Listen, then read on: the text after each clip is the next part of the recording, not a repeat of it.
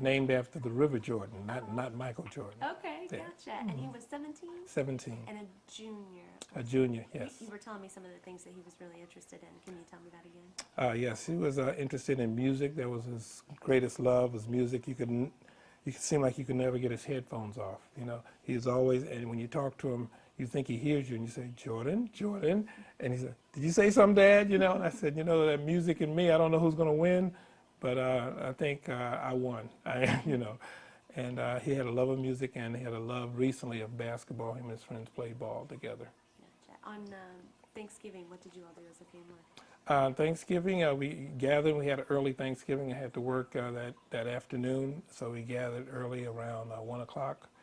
And my wife Carolina and her mother from Guadalajara, Mexico, was here, and we set a great table. You know, had the ham and the sweet potatoes and the macaroni and cheese and all that, and we had a great table, and we held hands. And for the first time, I asked Jordan, would he lead the prayer? You know, because he never leads the prayer. I'm always the one leading the prayer, but I felt that in about 3 months he'll be turning 18 in February. And I said, you know, it's time for you to man up and lead the prayer. So he led the prayer, and normally a teenager will have like a frivolous prayer. You know, they'll just say 2 words, 3 words, and that's it. But he spoke for about 4 or 5 minutes, you know, and he was saying how he blessed the family, and he was blessing all the people that were in his life, and that he wished he could speak to everybody that had been in his life for a long time, and that he really is praying to God. He says it's the first time this whole year that he had actually talked to God, and he wanted God to know that he loved God and loved his family. And we were so moved by that, we clapped, you know, at the end. You know. Looking back on that now, how much does that moment mean to you? It means the world. It means that he's turned the corner. When children kind of vacillate whether they believe in God or not, or whether the God really listens to them, and then when they confirm to you verbally that they know God listens to them, that to me that turns a corner. That lets you know that you are spiritual and that you have something in your life, and you know that there's something larger in your life than you. Tell me about Friday morning. I know he woke up early to see. Woke up early.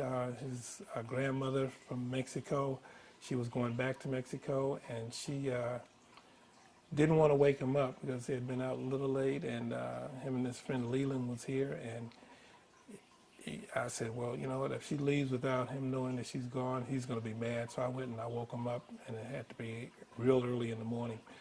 And so he came up sleepy-eyed, rubbing his eyes, you know, and he smiled, and she kissed him, and kissed him again on the cheek, and he hugged her, and they smiled, and she said, I love you, and he said, I love you too, and, you know, and he told her to have a great trip back to Mexico, and that was the last time she saw him. She was the last one to kiss him also. Yeah. He went shopping that day with his friends. Christmas shopping? Yes, you know, the kids, 17 years old, 16 years old, they decided that to go to the town center mall. And before I left for work, he said, Dad, he said, can you give me some money to get something to eat? He said, me and the guys are going to be out there at the mall.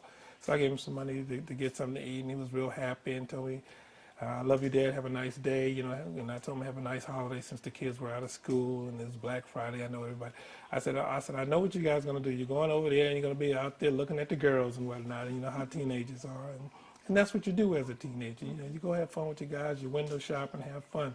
So I didn't have any problem with him doing that. He didn't drive, so he said a friend was going to come and pick him and Leland up, and that was okay with me because Leland is his best friend, and I have his mother's phone number, and I know his family. Mm-hmm. And so I went off to work, and that was the last time I saw my son alive.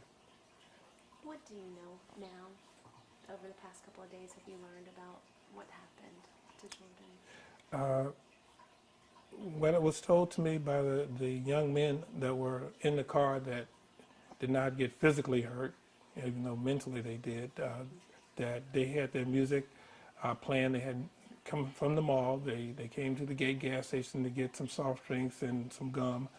And one of the guys went out to get it, and when he came back, there was a guy that was hollering. He said that the kids to turn the music down. And the kids apparently didn't turn it down, and there was some back and forth between the gentleman and the kids that were in the car. The kids did not get out the car. The gentleman, he was in the car, and he was still hollering at him. And all of a sudden, he pulled a gun I guess from under the seat or somewhere, and they said that he didn't stick it out the window, he just kind of held it while he was inside the car. And the first thought that they had was that this guy's just trying to scare us. Because normally, yeah, as a kid, you would think, oh, yeah, right, he's probably got a play gun or whatever, trying to scare us, And all of a sudden, when the guy started firing at them, they tried to back out, and he was just continuing to fire at them, according to what was told to me by the young men that were in the car. And I was told by the doctor that one shot hit my son in the chest, and the two other bullets hit him near the groin area. And Leland, who's my son's best friend, told me that he had Jordan in his arms, and when the kids pulled away for a few yards away, that they all jumped out the car to see if they were hit because it was glass and everything, and Jordan didn't jump out the car. And then when they got back in the car, they looked and they saw that Jordan was hurt. Then they,